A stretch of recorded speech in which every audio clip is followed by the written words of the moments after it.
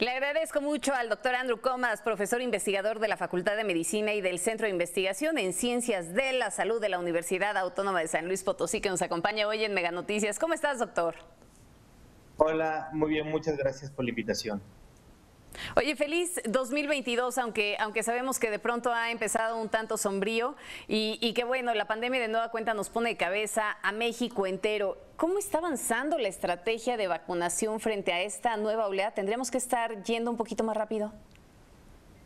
Sí, México va retrasado y desgraciadamente en México la vacunación ha incrementado de manera importante previo a los periodos electorales que ha habido y tenemos pues, más de 48, 49 millones de dosis guardadas.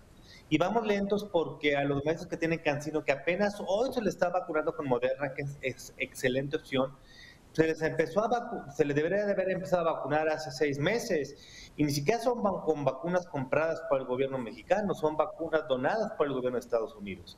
Hace 4 o 5 meses ya había la evidencia suficiente para empezar a poner terceras dosis a todos aquellos que nos vacunamos en el primer semestre del 2021 y hace 4 meses ya había evidencia suficiente para vacunar a niños y adolescentes. ¿Vamos tarde entonces? Vamos muy tarde. Y vamos muy tarde porque ya sabíamos que con Delta la efectividad de las vacunas era mucho menor. Y pudimos vacunar en el momento en que surgió Delta y haber disminuido el impacto de Delta. Y esa vacunación, por supuesto que hubiera servido para Omicron. Hoy estamos en riesgo de que las próximas 4 a 6 semanas se infecte el 50% de los mexicanos y aquellos que no tienen esquema de vacunación, aquellos que no tienen esquema de vacunación completo, aquellos que tienen más de 6 meses de haberse vacunado, están en riesgo, uno, mayor riesgo de reinfectarse y dos, riesgo de sufrir alguna enfermedad grave. En riesgo quienes tengan entonces más de 6 meses de haberse vacunado. Ahora, dime una cosa, y es una pregunta que nos hemos realizado a lo largo de mucho tiempo. ¿Por qué para México no es prioridad el vacunar a los menores? ¿Es por falta de voluntad política? ¿Es porque de plano no se cuenta con las vacunas necesarias? ¿O porque, como dice Alcocer, pues él no vacunaría a sus nietos porque igual y representa un riesgo? ¿Qué nos dice sobre eso? Es una cuestión de ideología. Si vemos desde que llegó este nuevo gobierno, tenemos desabasto y está reportado por la Organización Panamericana de Salud de muchas de las vacunas.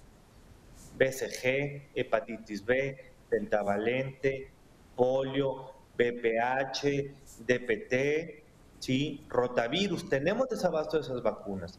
Cada vez el gobierno federal compra menos vacunas de influenza y cada vez empieza más tarde la vacunación de influenza. Y aparte tenemos esta ideología falaz que a través de grandes mentiras, tanto Alcocer, López Gatell, Olivia López, mienten para decir que no se requiere vacunación, cuando el resto del mundo sí lo está haciendo y hay evidencia. Simplemente es una cuestión de, ¿cómo se llama?, de ideología. Digo, si fuera solo una vacuna aislada, bueno, uno lo podría discutir, pero la disminución de vacunación a niños no es solo una vacuna. Fíjate que estaba leyendo un artículo que publicabas en donde hablabas de todas estas enfermedades olvidadas, ¿no? Y bueno, es en donde uno se pregunta, ¿qué nos pasó? Si éramos tan buenos en el tema, no nada más de la aplicación de las vacunas, sino en la generación de las mismas. Y poco a poco se fue perdiendo esa capacidad hasta que nos topamos en un momento en donde no nada más es urgente poder acelerar el ritmo de vacunación frente a la pandemia, la vacunación contra el COVID-19, sino al mismo tiempo retomar esas vacunas para las enfermedades que ya estaban erradicadas. Recuerdo que antes de que empezara la pandemia, en el 2020 ya se comenzaban a presentar los primeros brotes de sarampión y había ya un problema grave en la ciudad y en el Estado de México por brotes de sarampión, una enfermedad que pues se supone ya estaba erradicada. Así es, y ha caído de manera importante, sobre todo 2019 cayó mucho la vacunación, 2020 cayó mucho, digo, 2021 vamos bien, pero tenemos toda esa corte anterior que son susceptibles. De hecho, algo que todavía no entiendo es que tanto en el anuario de morbilidad del gobierno federal como los boletines epidemiológicos semanales del 2020 borraron ese brote de sarampión. Únicamente se encuentra documentado en una de las páginas del gobierno de la Ciudad de México. Y es otra vez esas ganas de no querer vacunar. No puede ser que tengamos otra vez casos de sarampión, que tengamos un incremento en paperas, que estemos vulnerables a difteria, Claro. a tosferina, a rubiola. Hoy nuestro país está vulnerable a todas estas enfermedades porque este gobierno no ha sido capaz de continuar la excelente vacunación que históricamente hemos tenido. Oye, dime una cosa, y todavía ahora que estamos hablando del tema de los niños y de las vacunas para ellos, 18 entidades del país mantienen clases presenciales, pero ¿ves una estrategia para poder proteger a los menores de los contagios? Tú y yo lo hemos conversado en algunos otros momentos cuando hemos abordado este tema del regreso a clases, pero ¿ha cambiado algo en los estados a fin de poder garantizar esas estrategias, esos protocolos para proteger a los menores dado el incremento de contagios que se han presentado? No, no hay una estrategia clara, ni por parte de la SEP, ni por parte de la Secretaría de Salud. Hay estados que lo han hecho muy bien. Digo, te puedo platicar de ejemplo de San Luis Potosí, que en la educación pública de agosto a diciembre la tasa de ataque fue del 0.2%, pero lo más interesante es que ningún caso se dio dentro de la escuela y 2 de cada 3 casos fueron maestros o personal administrativo y que se agarraron, repito, todos los casos fuera. ¿Sabemos que es posible volver a la educación pública y privada de manera segura? Sí, pero hay que elegir el tiempo correcto. En este periodo de alta transmisión que nos encontramos, volver a clases es difícil y riesgoso. De hecho, las escuelas que hoy han vuelto a clases se enfrentan con el panorama de que tienen gran ausentismo de alumnos y gran ausentismo de administrativos y gran ausentismo de maestros, entonces no pueden chambear.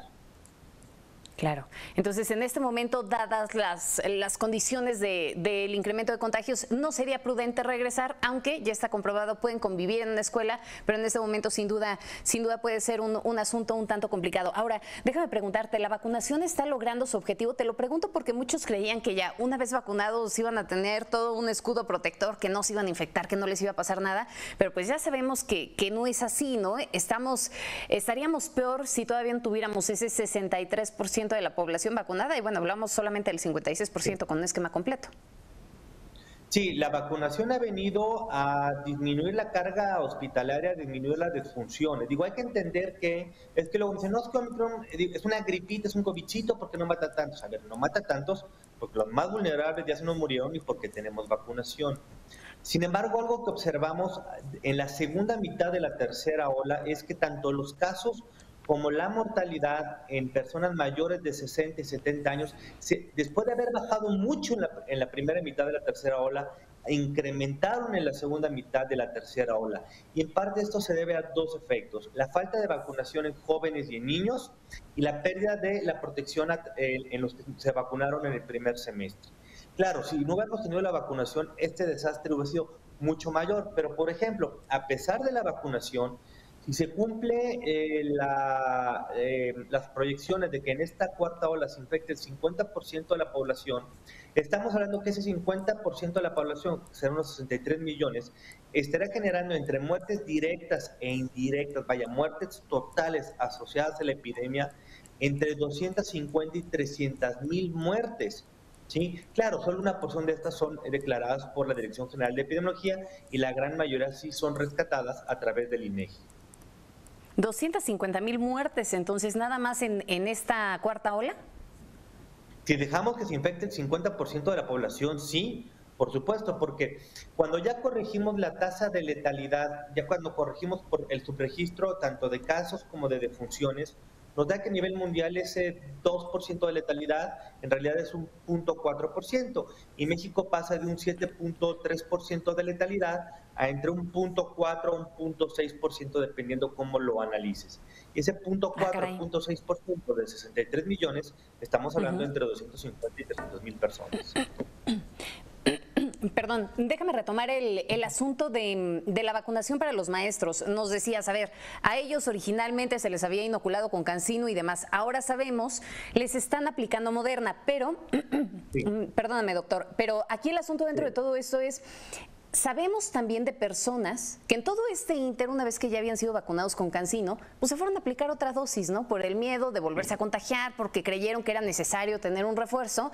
Y sería conveniente entonces ahora que se estuvieran aplicando inclusive esta tercera aplicación o tercera dosis de Moderna, ¿no resultaría contraproducente en ese afán de querer tener una protección extraordinaria? Sí, muchos de los maestros que recibieron CanSino, que hoy sabemos que es una vacuna que sirve de poco, se pusieron esquema con AstraZeneca.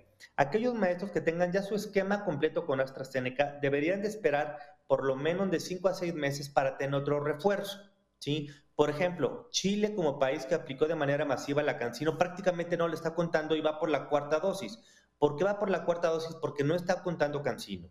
Si un maestro tiene una dosis de CanSino y una dosis de AstraZeneca, le recomendaría que se espere a su segunda dosis de AstraZeneca, sobre todo también para que tenga su certificado de vacunación completo y con validez internacional. Y después de 6 meses, bueno, ya deberían buscar un refuerzo.